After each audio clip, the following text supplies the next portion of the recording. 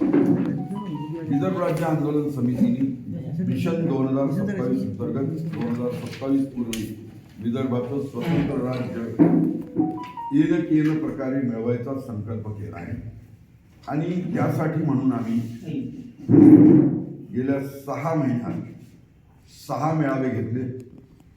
एक गोंदियात झाला, महाराष्ट्र झाला, चिखलदऱ्यात झाला, अमरावतीत झाला, कारंजाला झाला आणि आता आम्ही शहरी भागांमध्ये घराघरांमध्ये या आंदोलनाचा वणवा पेटावा म्हणून नागपूरला 22 तारखेला या विदर्भ चंडिकेपासून इतवाऱ्यापासून हा लॉंग मार्च निघेल आणि यामध्ये सगळे घटक समाजातले वेगवेगळ्या भागातले साधारण 5,000 लोक हजर राहतील आणि तो लॉंग मार्च एकदम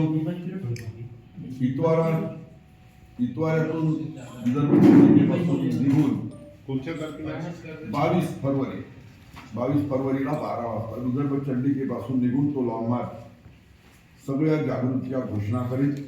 तो इकडे गांधीबागमध्ये टांगा चौक, डागा लेआउट, डागा हॉस्पिटल, परत नंगापुतला असा करत रुईकर पुतल्यापर्यंत जाईल आणि त्याचं 2 वाजता सभेमध्ये रूपांतर होईल मेळाव्यामध्ये चिटणीस पार्कला. आम्ही 4 वर्ष महाराष्ट्र द्विभाषिक मुंबई राज्यात राहू आणि जवळजवळ 64 वर्ष आता तर 66 कडे गेलो आपण.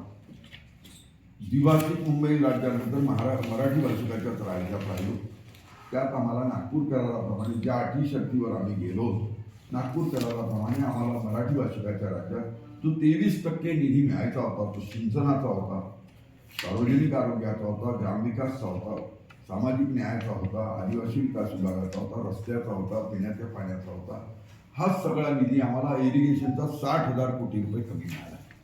त्यामुळे आमचे 131 धरणं पूर्ण झाले नाही, जी धरणं झाली त्याचे कालवे झाले नाही आणि त्यामुळे आमची 14 लाख हेक्टर जमीन बारमाही पुरेसा पाऊस पडत असूनही सिंचनाखाली येऊ शकली नाही.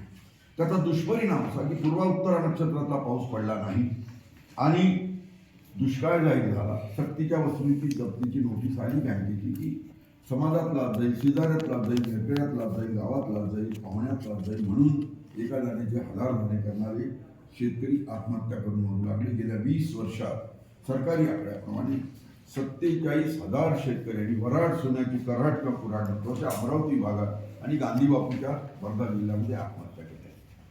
दुसरा महत्त्वाचा प्रश्न असा